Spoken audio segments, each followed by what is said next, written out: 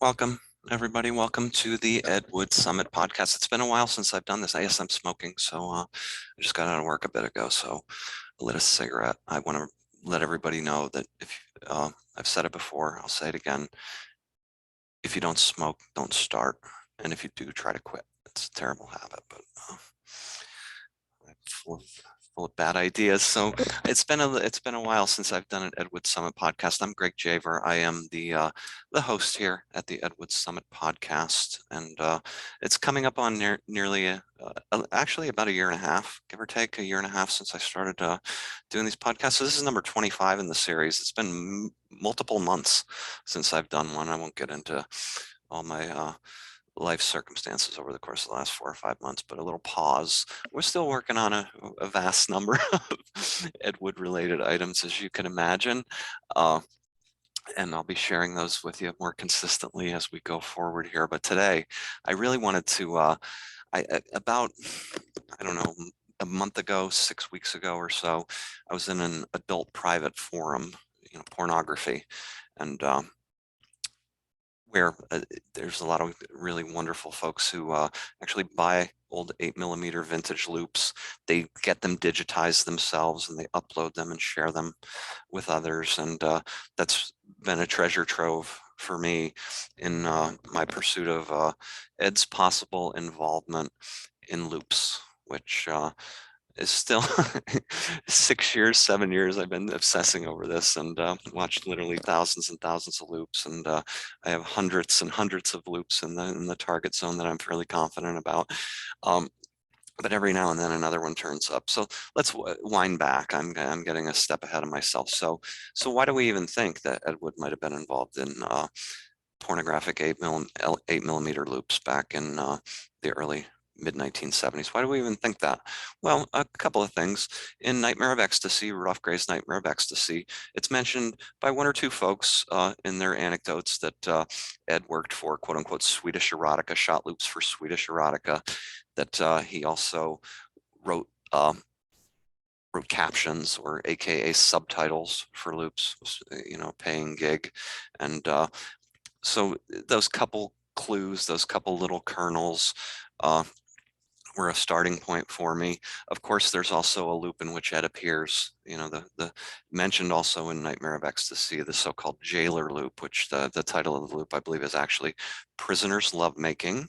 And Ed's in it, puts him right there on the set at Hal Guthu's studio on Santa Monica Boulevard. How do we know that? We know that the iron grate is on the wall behind the performers in Prisoner's Lovemaking, the iron grate that also appears on the wall in the hallway to Madame Heal's room in Necromania when Rick Lutz and Renee Bond first walk in. And it's also on the window. It's the window to the kitchen, Ben and Ginny's kitchen in The Young Marrieds. And I've seen it appear in numerous other places. And matter of fact, I just got a magazine in the mail like 2 days ago, and there's much more to come on this, but it was a magazine that had I had done an article at Ed Wood Wednesdays, Joe Blevins' indispensable Ed Wood Wednesdays portion of his indispensable Dead to Rights blog, d2rights.blogspot.com. I always want to make sure I plug that. Joe's been gracious to let me continue to write about Ed Wood there. He also will more than likely, I believe, put this up at Ed Wood Wednesdays, a link to this podcast. And ever grateful to Joe for making all that happen. And working with him, and certainly been a good partner to me in Woodology, and I want to thank him. So the jailer loop, right? So the jailer loop, Ed appears for a smattering of seconds off and on throughout the loop. But then what it does, though, it says definitively, we can say definitively, he was there. He was there. So we also have this testimony from others that places him in a certain point and place in time. And then using those clues, putting those different clues together. I mentioned Hal Guthu's studio. That becomes a sort of ground zero for recognizing loops. Then, many light bulbs went off in my head back in the day. I'm like, there's a subtitled loop from this particular series, The Swedish erotica loops which would go on into the many hundreds, of course, so over the course of over a decade, well over a decade. But initially, the Swedish erotica loops, the first 19 loops had been ascribed by some woodologists back in the day to being Ed's work, as if he were a sort of de facto director of a sort. I've made surmises, and you can read all about it at very many many articles about loops at Ed Wood Wednesdays. Not only where I've transcribed subtitles for loops and found, commonalities in language, also commonalities in sort of language that and themes that link up to Ed's other texts, but similar tropes, right? Cinematic tropes, the mise en scene. My friend Keith Crocker was one of the first to point it out to me, and he's pointed out to me numerous times since then. There's this very much this camera dead on, shooting it as if we're shooting like a 1950s television series, and it's very, very characteristic of sort of Ed's staging, not only in loops but elsewhere. There's other camera tropes, cameras slowly panning up and down bodies in mid close up. There's a wonderful little camera move that actually closes out the loop we're going to dissect today, and it links up to the closing camera shot from many other loops. You can also look at the fonts of the title graphics as well as the subtitles. You can look at the cover summaries, the box cover summaries for the 8mm loops, and look for textual clues there, and you'll find them. And again, I'll refer you to Ed Wood Wednesdays to read about all of those subjects and then some. Today, what I'd like to do though is kind of take you through my process, for lack of a better word, which is fairly organic, inorganic. It's fairly screwed up, actually. I just keep an open mind and sort of let the clues sort of aggregate and surmise things. There's a lot of guesswork involved in this, and again, we can never really know for sure. I don't think we'll ever really know for sure exactly what the capacity to which Ed may have worked on loops, and did he was he on set often? Was he directing? Did he write little treatments for these loops? Did he write the box cover summaries? Did he even come up with the titles for the loops? Could he have come up with the titles for the loop series themselves? Well, it's also worth mentioning what we know is that the loop series were produced by Noel Bloom, who was the son of Bernie Bloom, and Bernie Bloom was Ed's boss at the paperback magazine office on West Pico Boulevard, the Pendulum / Calga / Gallery Press office, as it went through different iterations, and also magazines and paperback books were put out under a couple DBAs doing business as Sex Press and EduSex. So a vast mountain of material that was very highly involved in, and again, you can read a lot about that subject at d2writes.blogspot.com. So I'll refer you there as well. So what a little background. Hopefully that gives you a little level set. If you're familiar with this material, then you've heard me say all that before. If you're not overly familiar with this material, then I'm going to want to refer you back to some of those other articles. If you find it genuinely interesting, if you find it utterly trivial nonsense and you think I'm full of shit and it's boring, then that's fine too. I totally think that we all have our proclivities. So in any case, let's take line back about 6 weeks or so ago. I'm on this adult forum, and this loop jumps out at me, and there's a actual box cover image and the back box cover from the loop, and a private collector has gone ahead and taken this loop from his own collection and digitized it and posted it here at this private forum. And the series is called The Real Thing. So that's the first thing that jumped out at me, because there was a copyright on the Real Thing series. It turns out 8 loops shot all in 1973 from what we understand. 6 of those loops have been indexed, a couple gone missing. I was familiar with this loop series before, but more familiar with The Real Thing as a magazine imprint, or a title of a magazine series rather, that was published by Calga, which is sort of the sister company to Pendulum. Calga standing for California, Georgia, the postal abbreviations at the time for the 2 states that had come together to form the Pendulum West Coast Enterprise. Michael Thieves having started Pendulum back in the mid-60s in Atlanta, around Atlanta, Georgia. And he then funded the West Coast operation for Bernie Bloom to start up Pendulum's West Coast operation. So they had the Pendulum Publishers was one of their companies. So was Calga. So The Real Thing was a Calga magazine, and had a lot of articles about a variety of topics, sex articles. We know that Ed actually wrote for The Real Thing. And matter of fact, we're going to try something, and it's going to probably be a little wonky because I haven't really stress tested it yet. I'm going to do it right now on the fly, but to get a little bit more interactive content over time, hopefully here in these podcasts, I'm going to do a little screen sharing this time.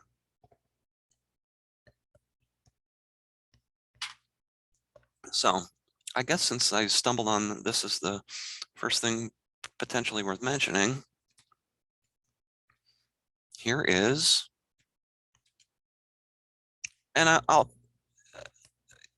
at the Ed Wood Wednesdays blog, I'll send this image to Joe, and perhaps he'll post it there along with the link to the podcast, because this is very clearly a piece written by Ed himself. So this isn't an issue of The Real Thing. I want to give a shout out to my friend Demetrius Otis, who sent me this page scan, actually literally about 6 years ago or so. So it's been quite some time, and that I've been aware of The Real Thing as a magazine series.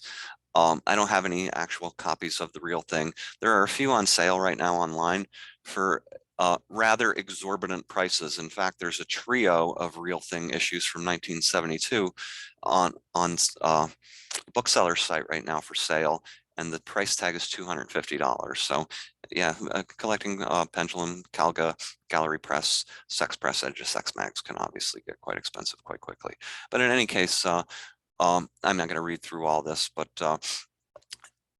the closing line: both volumes are published by Sex Press, SECS Press, and anyone wishing further information about the books may contact this publication. It's a collector's dream. That's how he ends the review. So he's reviewing Censorship, Sex in the Movies, the 2 volumes, a socio-sex book he wrote, Ed Wood himself wrote. And he talks about in this, and I'll let you guys read it, but there's some biographical information here where he talks about being in the film industry all the way since being discharged from World War II in 1946. He mentions Bela Lugosi, he mentions working with Tom Keane. And then, of course, he reviews the book itself. So you can go ahead and check that review out. And but that's from The Real Thing, the magazine. So the loop I found was actually from a series called The Real Thing as well, REEL, spelled the same way. They have a different logo, sort of the graphic style, the font of the logo for the Loop series and the magazine are different. So that's worth noting. But given all these other correspondences, as you're about to see in the Loop itself, I think we may be onto something that's worth pondering. So let's ponder. And I guess first things first, the Real Thing and number 2, Loop number 2 in the series, I mentioned a series of 8. So this is how it was listed in the adult forum. Number 2 in the Real Thing series, titled Sweet Young Cherry. And then sort of parenthetically, it said The Pleasure Seekers. So what does that mean? So let's figure out what that means. We can go for, now I have too many options available to me that are gonna make my head spin. I'm very simple-minded, obviously. So here's the back. I'm not going to show you the front cover here on YouTube, but the front cover, the box cover, has a graphic image on it, and this kind of blocky cover actually looks a little bit like, not vastly the same, but a little bit like Color Climax covers. So Color Climax was, of course, a huge company out of Denmark, and I believe, and someday I'll talk a lot more about it. Sorry, my chair's sticking. Someday I'll talk a lot more about it. I'll talk about how I really do think that a lot of the early Bloom loops were trying to ape the Color Climax loops. So another subject for another day. But we get a box cover summary for Sweet Young Cherry. She's beautiful. She's built like the old brick house. and she's got the most fantastic set of breasts that makes a guy drool just looking at them. But the guys in this film, and then it goes on again. Perhaps Joel post the post the box cover summary, or if you can read it on your screen, then go ahead and read it. But you'll notice some ellipses there. You'll also note, if you do go ahead and track down the loop itself, that there's not guys in the film. There's actually just one guy in the film. So at this point, a little interesting. Is this actually the right summary for the film itself? We'll find out, perhaps. So put the loop on. First thing that comes up is this title screen.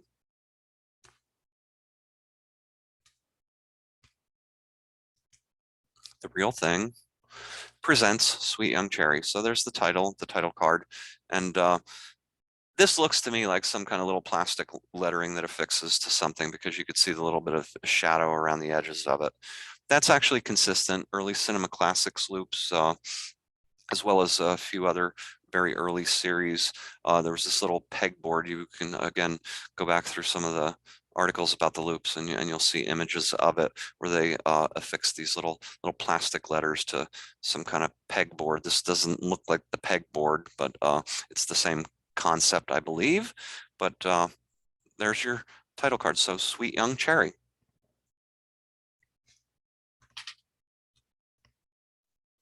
And then immediately thereafter, the film begins to roll, and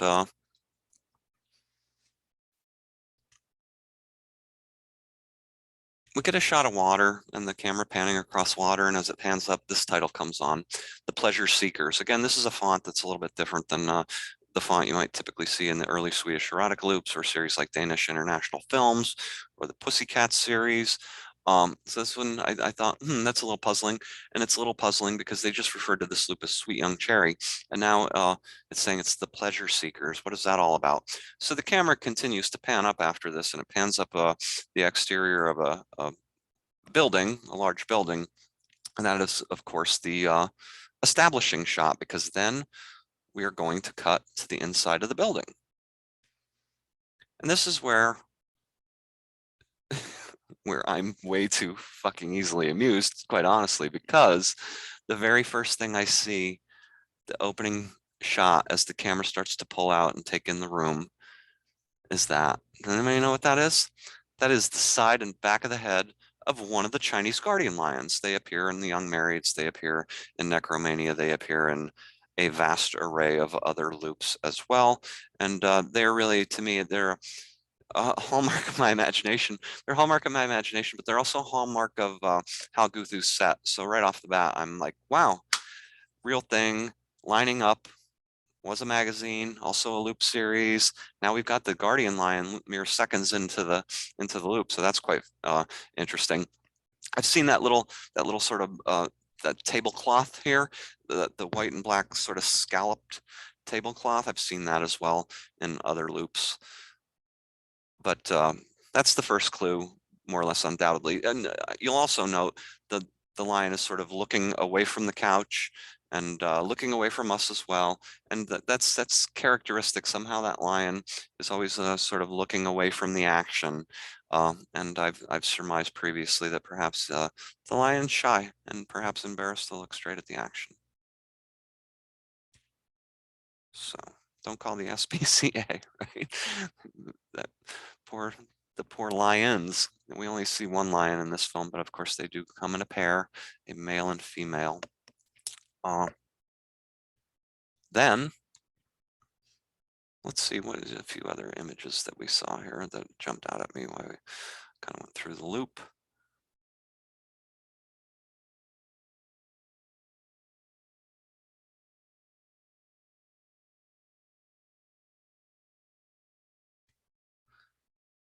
So we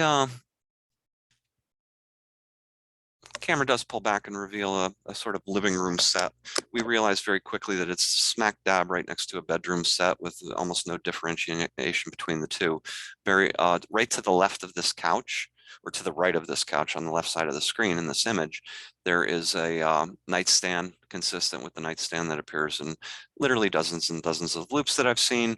And then to the left of that, or to the right of that, the left side of this screen, there's a bed, and we're going to see an image from that here shortly.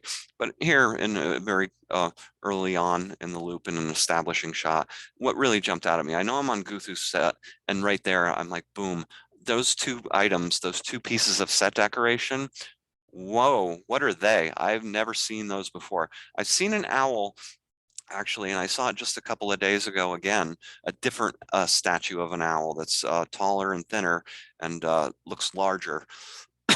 Looks, in terms of volume, looks larger. This almost looks a little bit like it's a stuffed owl. We do get close-ups throughout the loop that bears out that in fact it is a statue. But the owl is not something I've seen, this particular owl that I've ever seen on the Hal Guthus set previously. And then equally as much, and even perhaps more mind-boggling, when I first threw this loop on, I'm like, what is that? An Egyptian sarcophagus. So sarcophaguses were generally built out of stone. They generally stored them above ground, actually, with, of course, the remains of dead people in them. So in this particular case, it's just a nice little accoutrement in someone's very cool apartment. Very cool. It's not a real apartment, obviously. This is, again, a very tiny studio set in a fairly tiny building on Santa Monica Boulevard, circa, I want to say, well, I don't want to surmise the year yet because there's another key point I got to make related to that. So in any case, now that I've seen these items, they're going to jump out at me. Probably I'll see them again soon, right? I've probably seen them before and just they didn't stick. So now that they're in my head, it'll start to bear out. This is how it's worked previously with a variety of other items, you know, many other items that I've seen over and over again, pieces of set decoration, particularly at Hal Guthu's studio set. So including the Guardian Lions, including things like the Black Velvet Panther painting, another favorite item of mine, a variety of other paintings, even objects as sort of every day as like a large dictionary. There's a different variety of different items that you'll see again and again. A pink, no, I didn't mean it that way. I did not buy this pink bear for that reason. That pink bear just happens to be here at the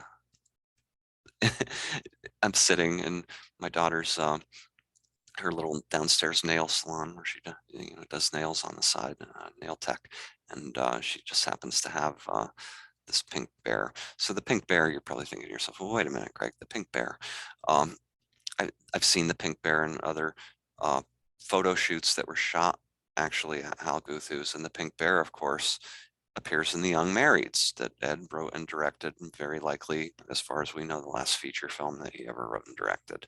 And the bear actually has, I think, some symbolic significance in The Young Marrieds, but I've seen it before, again, in other places, other loops, as well as other magazine articles. I mentioned earlier, and I kind of deviated off of it, that's Ivy. She's real. The bear is not really alive, right? But I mentioned getting a magazine in the mail just a day or two ago, and the Iron Grate was in one of the photo features, and it was a great photo feature because it was the only item against a plain backdrop, against an entirely 100% plain backdrop. It was a lesbian magazine, so it was two ladies enjoying one another's company, and the only set decoration in any shot was that Iron Grate, but it was hanging askew on the wall in a little bit of an abstract fashion, made for a really wonderful photo feature. But in any case, a couple things. Let's go back to the loop, Sweet Young Cherry. So is it mislabeled? Is it really the pleasure seekers? Or when you do watch the loop, ultimately, if you go ahead, take the trouble to go ahead and track it down and you check it out, if you haven't seen it already, you'll see that it has hardcore inserts. It's very clearly originally shot as a softcore loop. which by 1973 would be very unlikely. We're over the hump at that point. We start transitioning into hardcore on film in the home market, probably even a little bit before the theatrical market to a degree, but certainly by 1970, 72, 71 even, we'd see a gravitation towards shooting loops as hardcore in the United States. Again, it differs in different parts of the world. So could be a very early loop.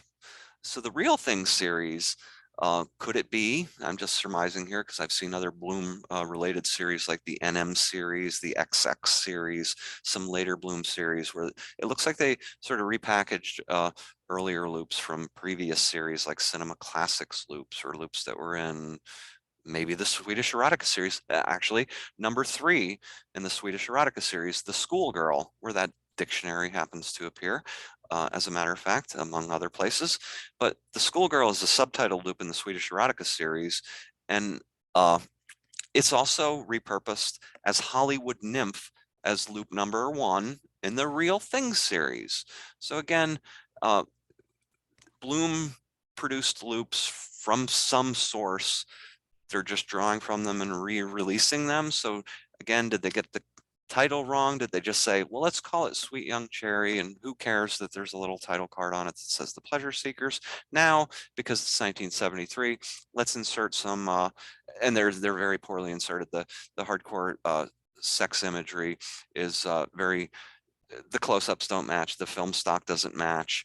They, at one point, actually, the gentleman is performing oral sex upon the woman, and we see the whole side of his face, and we realize he looks absolutely nothing like the gentleman who's in the rest of the loop, who is actually Rick Lutz.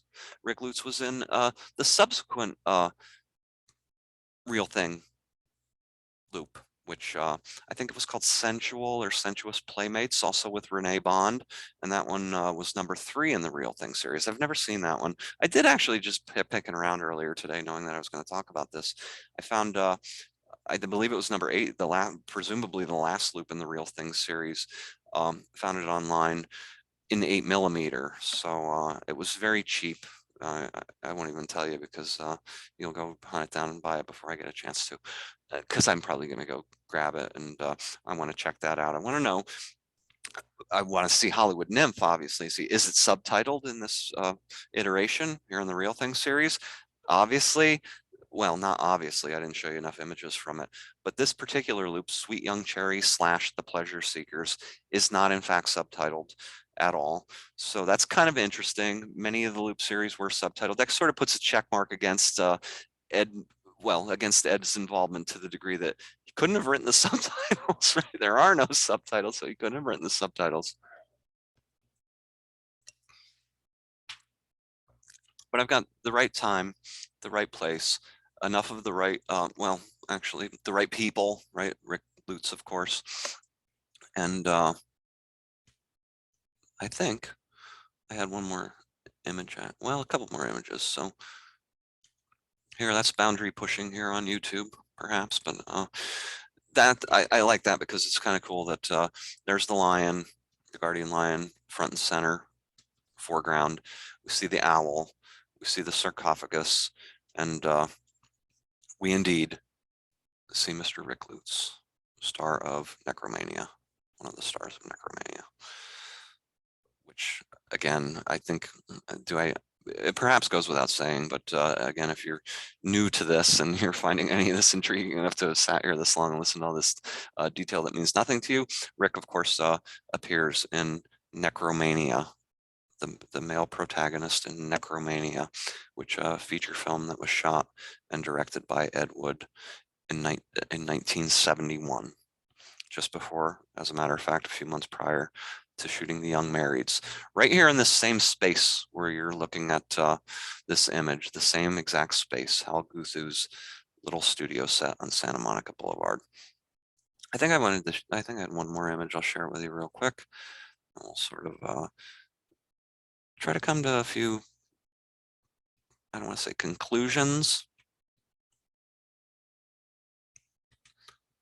So Rick again, there's a gentleman that in early West Coast porn from the same era that looks quite a bit like Rick, and sometimes I have to do double takes. I think I'm confusing the two. And facial recognition. I'm better at recognizing set decorations than I am facial recognition, but I do believe this happens to be Mr. Lutz, or it could be that other guy. But that being said, the I don't even know what to call it. The the ribbed wall drape hanging behind his head that appears in on the Guthu sets, appears in dozens and dozens of loops that I've seen. It's often hanging on the wall. It appears all over the place. When you see close-ups of it, you can see that it's kind of heavily ribbed. And again, is it a curtain? They're just repurposing it as a wall hanging. You could see in this particular loop the pleasure seekers, as it appears to have been originally called. There's some fuzzy rugs that literally hang right on the walls. There's a fuzzy blanket on the bed, off screen in the image you're looking at right now, but things that line up and are consistent with the things you will see in many other loops. I've said perhaps hundreds. I'd have to collate them all, right? I haven't gotten to that. I haven't gotten that quite crazy yet. I have folders and folders and folders full of loops. I have all kinds of notes scattered all over the place, files on my computer, trying to ID all these set decorations and trying to line it all up. But I happen to be a very disorganized person, unfortunately, so that impedes my progress, perhaps. But nonetheless, conclusions. So what do I think? Do I think Ed Wood was involved in this in any way, since this is in fact the Ed Wood Summit podcast? Well, let me think for a minute here. We're on Guthu's set. If this loop is shot a little bit earlier, a softcore loop, the Prisoner's Lovemaking loop was certainly shot, prior to probably in 1971 as opposed to 1973. I would say in the latter half of 1971. And Cinema Classics loops go back perhaps even a little further than that. And hard to know, right? Hard to know. So one thing, couple of clues here. So Ted Gorley, real name was I.O. Appleby. Ted Gorley was a cameraman who worked often with Ed. He's quoted in Nightmare of Ecstasy on numerous occasions. And Ted talks about having shot a lot of the loops himself, having worked with Ed on some of the loops. But Ted Gorley continues working for Swedish Erotica right through the mid 80s. You'll see his name in the credit on later loops, very, very elaborate, sort of artistic, evocative loops, big budget sort of loops, late era Swedish Erotica, and other items as well. He directed, I think, a few shot on video features, pornographic features in the 80s. But there's a signature move that closes out some of the Swedish erotica loops that, if you're familiar with the loops, those are the ones, the early Swedish eroticas, which you're most likely to be most familiar with. But some of the other series I mentioned as well, VIP series, Fanny Films, Garter Girls, there's many other series as well. But there's this typical camera move at the end, moves away from the action, and then kind of passively moves up and away. In this particular case, the end card comes up right over the close-up of the sarcophagus, of the face of the Egyptian sarcophagus, the face of the mummy. Moves up and then just plants there, and we get the end card. And it's very, again, consistent. The other camera work in the loop is highly consistent with what I've seen before. So I'd be kind of inclined to go, well, whoever shot a lot of those other loops, if it was in fact Ted Gorley, which it seems to be, probably shot this one as well. Does that mean Ed directed it? I don't know that. I'm not even going to surmise that, as a matter of fact. What I am going to say is you can take all this into account, and you can sort of crunch the numbers, and you can sort of do the math, and you can think about this sort of thing yourself and try to come up with a conclusion. I encourage you to try to reason this out, and then become ultimately frustrated, because you'll never really perhaps know for sure. No one who was there that day when they shot the Pleasure Seekers at Hal Gutho's studio is perhaps alive. Rick Lutz is no longer with us. Ted Gorley is no longer with us. Perhaps the young lady in the loop What are the odds, right? The odds that she were to come across this loop all these years later and go, yeah, yeah. And I remember, actually, I remember, 49 years on, 50 years on, or perhaps even a little longer if it was shot a year or two earlier. I remember half a century ago, I remember specifically, yeah, there was a gentleman named Ed Wood who was the director of the loop. And again, you see how preposterous it all starts sounding. So that part can be a little bit frustrating, the fact that we may never know for sure. But I hope that gives you a little insight, a little quick insight into what I find to be the principal challenges when you're trying to ID this sort of stuff. So that's just one loop. I again ran it through the Rolodex here, and again I've done the same now with hundreds and hundreds of other loops, and dismissed many as clearly being a no-go. Nothing nothing there, nothing to see here. But in this case, we've got enough clues, the right place at the right time, with at least one of the sort of right people, as well as the right series, the right people who would have made the series, lining up the magazines and the people who made the magazine the real thing. Again, if those two are affiliated, but I strongly believe that they are. I mentioned Garter Girls as one example of a loop series. That was also, I don't know if it was a Calga mag or a Pendulum mag. I think it was a Pendulum mag, but there was uh, there are a few others as well where there were loop series as well as magazine titles, and they were one and the same. So it's all compelling, and it's all a long road to hoe. And I certainly enjoy doing it, or I wouldn't continue and invest the amount of time and mind share into it that I do. So I enjoy doing it. I hope you actually enjoyed kind of a quick run through here today, and that was quite quick. I did want to kind of couple bonus items, since I haven't done a podcast in a little while. A couple quick bonus items. My friend Rob Huffman, who was here with us at the Ed Wood Summit podcast, talking about France books and France magazines. He will be back, and we're going to talk more about that subject at some point, hopefully in the fairly near future. But he noted to me in an email just mere days ago that he was watching some episodes with his wife of the Gilmore Girls, and in one of the episodes of the Gilmore Girls, the Ed Wood was mentioned, and the character actually started to do some of the dialogue from the famous home speech from Bride of the Monster. I won't try to imitate Bela Lugosi right now, but if you're a serious Ed Wood fan, you know exactly what I'm talking about.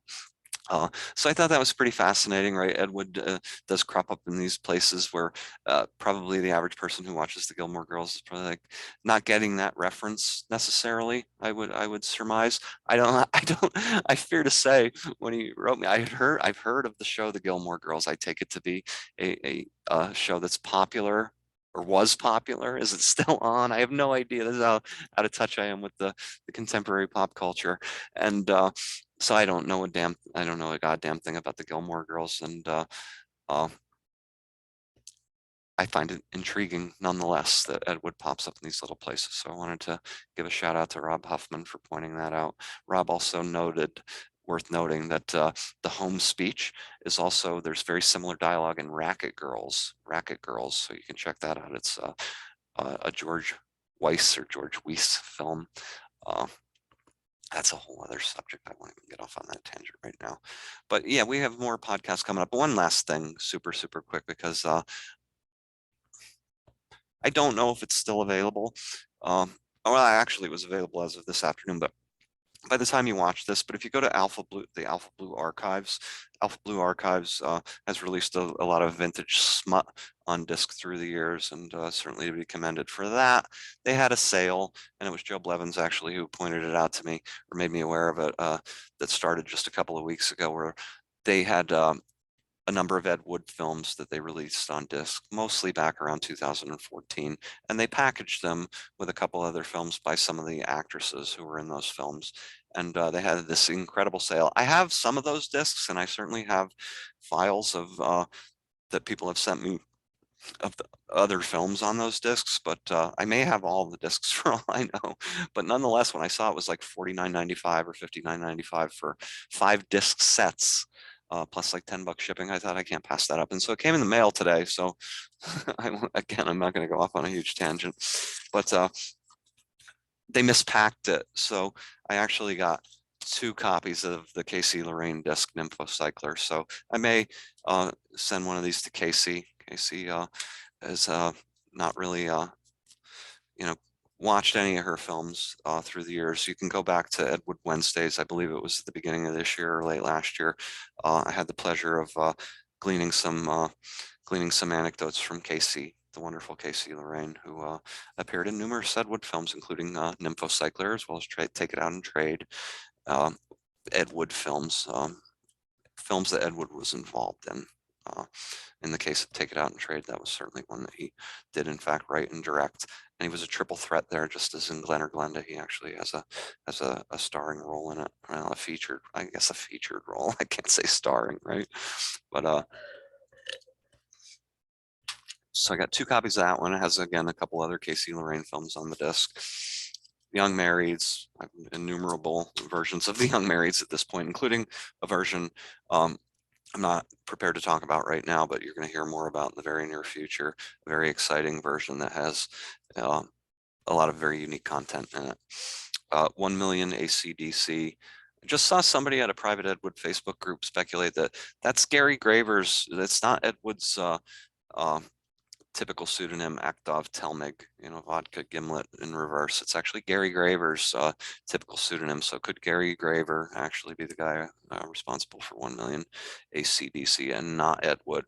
We did get a Rialto report from back in the day, an interview with Ed DePriest, and Ed DePriest tells a very vivid story about Ed writing the screenplay for that particular film. So so you have to factor that into account. This is where it all gets really, really complicated.